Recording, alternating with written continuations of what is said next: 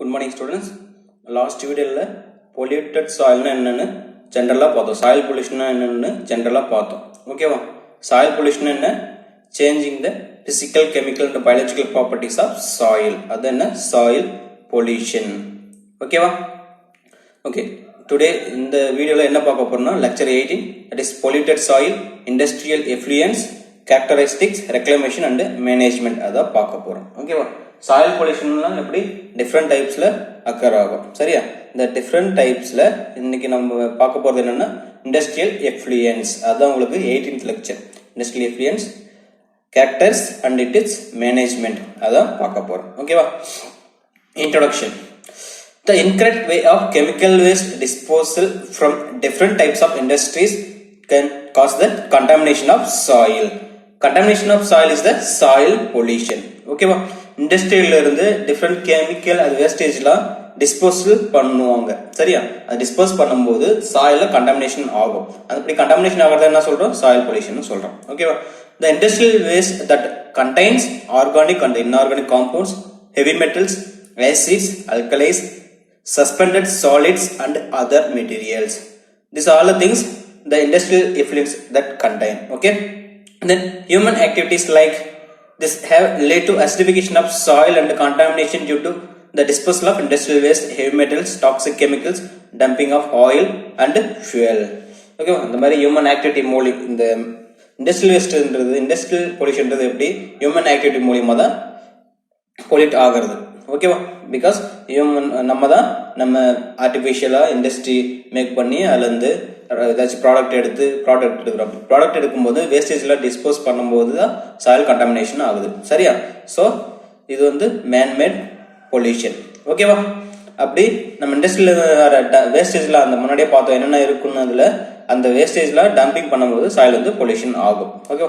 Then industrialization forms one of the causes for the economical development of a nation.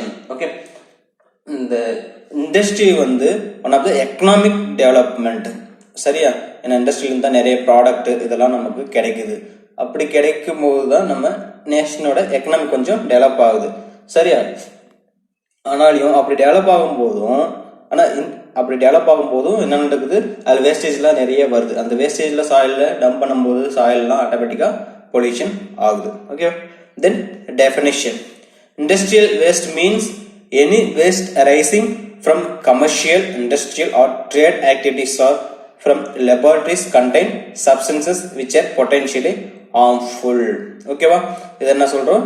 Industrial வேஸ்ட்னு சொல்றோம். ஓகேவா? Industrial வேஸ்ட்னா என்ன? ஒன்றும் இல்லை, இந்த வேஸ்டேஜ்லாம் டெவலப் ஆகுது இல்லை, ஹார்ம்ஃபுல்லாக இருக்கிற வேஸ்டேஜ்லாம் எங்கேருந்து டெவலப் ஆகும்னா கமர்ஷியல் ஆகும், இண்டஸ்ட்ரியல் ஆர் ட்ரேட் ஆக்டிவிட்டிஸ் மூலியமாகவும் அப்படி இல்லாட்டி லெபார்டரி மூலியமாலாம் டெவலப் ஆகுதுல்ல, அந்த வேஸ்டேஜ் தான் சொல்றோம் இண்டஸ்ட்ரியல் வேஸ்ட்னு சொல்றோம்.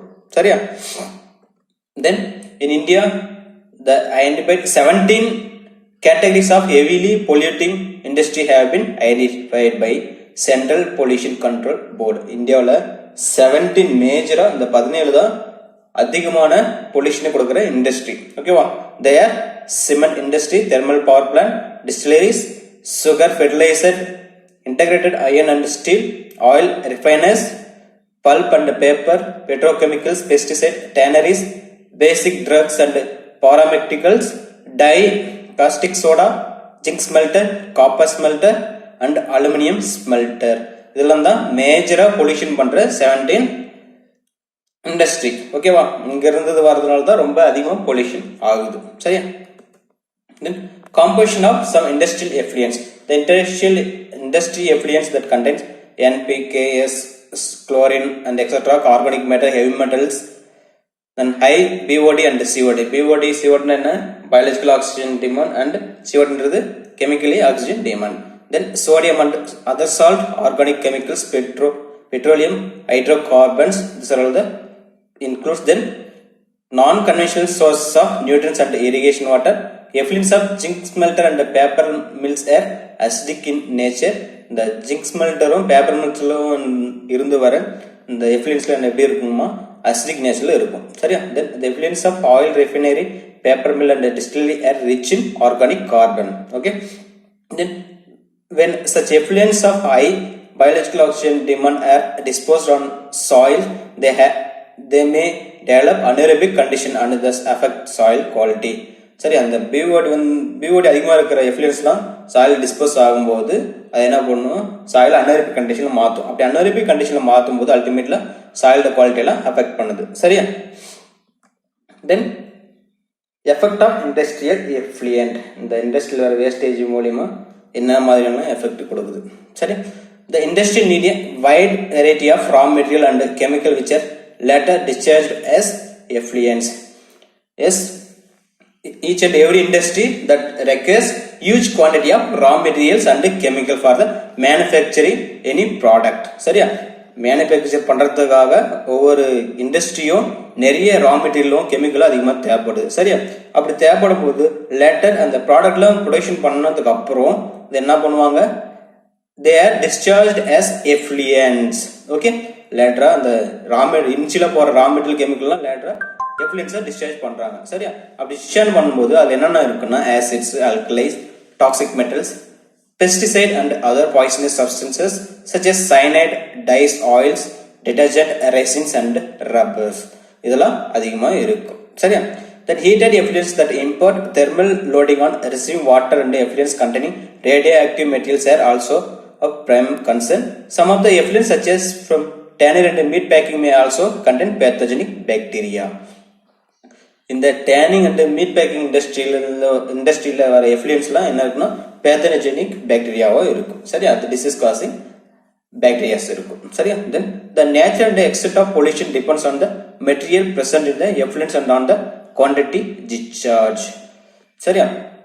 ஒரு பொல்யூஷனோட நேச்சரையும் அதோட எவ்வளோ எக்ஸ்டென்ட் ஆகிருக்கும் அப்படின்ற எதை பொறுத்து இருக்கும்னா, எந்த மாதிரியான எஃப்ளூயன்ஸ் டிஸ்சார்ஜ் ஆகுது, அது ஹவு மச் குவான்டிட்டியில் டிஸ்சார்ஜ் ஆகுது, அதை பொறுத்து தான் இந்த nature and extent of pollution இருக்கும். சரியா? the direct use of industrial effluents in agriculture may raise problem like salinity, alkalinity and toxicity in soil as a result of long term irrigation with such waste water. Waste water long time use பண்ணிட்டே இருக்கும்போது that leads to development of salinity, alkalinity or toxicity in soil. okay, then the main problem with heavy metal is that they cannot be biodegraded and therefore remain in the environment for long period of time. okay, the heavy metal that can't be biodegraded.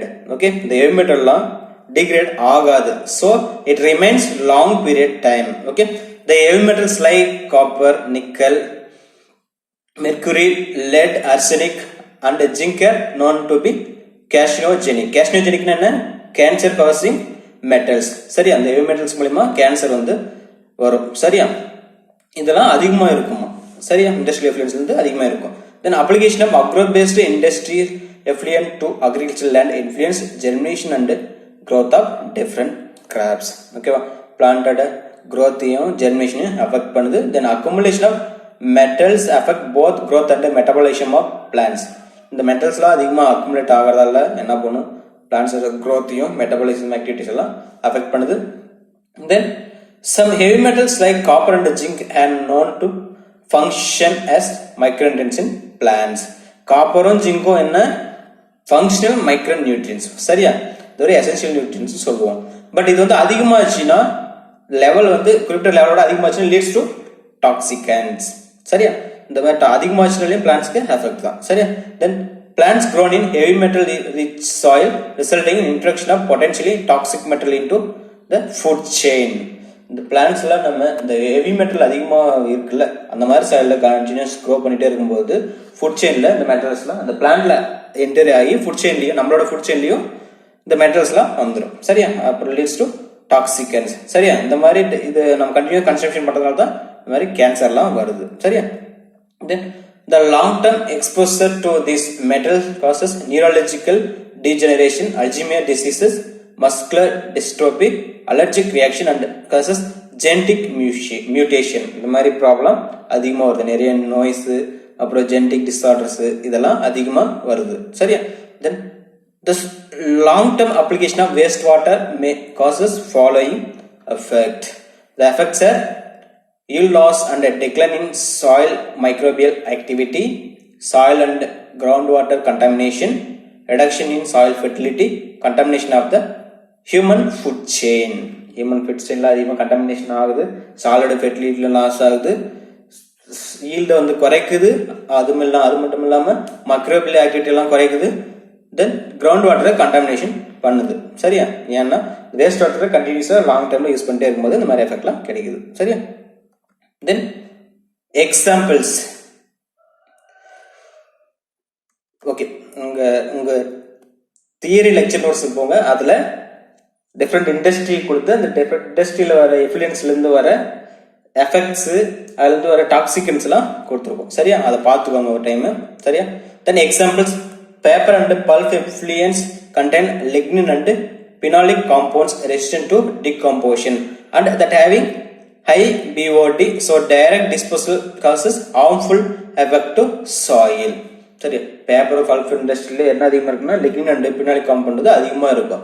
So இந்த ultimate அந்த லிக்னின்றது வந்து முன்னாடி நம்ம பார்த்துருப்போம், அது வந்து resistant to decomposition, ரொம்ப time எடுத்துக்கும். சரியா? அப்படி ரொம்ப டைம் எடுக்கும்போது டீகம்போசிஷன் ஆகிறது வந்து ரொம்ப லேட் ஆகும். சரியா? அது மட்டும் இல்லாமல் அந்த பிஓடி வந்து அதிகமாக இருக்கும். ஸோ சாயில் வந்து அன்அரைவல் கண்டிஷனாக மாற்றும். அப்படி இருக்கிறதுனால சாயில் வந்து ஹார்ம்ஃபுல்லாக மாற்றும். சரி, then sugar mill effluents contain high amount of suspended solid dissolved solids, BOD, COD, chloride, calcium, magnesium affect crop production and soil property. Then a site at Sonipat was turned barren due to excess irrigation with cycle industry effluents. Okay, இந்த சோனிபாத்தில் இருக்கிற ஒரு இடத்துல cycle இண்டஸ்ட்ரியில் வர எஃப்ளூயன்ஸ்லாம் கண்டினியூவா irrigate பண்ணும்போது அது வந்து ரொம்ப பேரன் கல் மாதிரி மாறிடுதான். சரியா? ஏன்னா அந்த சைக்கிள் இண்டஸ்ட்ரி எஃப்ளூயன்ட் வந்து அந்த மாதிரி தன்மை கொண்டதான். சரியா? Then the area of Ranchikik was West Java are being polluted by the textile industry. This waste is disposed directly into rivers used to irrigate lowland rice. After 20 years of contamination, the average rice yield had decreased about 80%.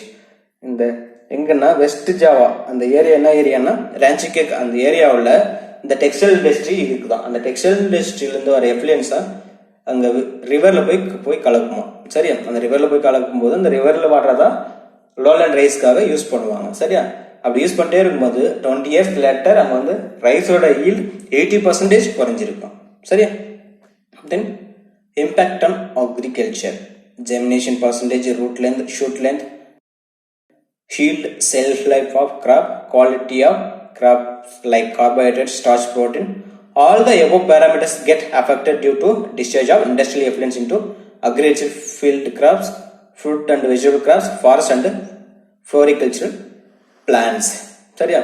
இந்த மாதிரி industrial effluents மூலமா இந்த மாதிரி எஃபெக்ட்லாம் வருது. சரியா? Then impact on soil properties. First one is physical properties.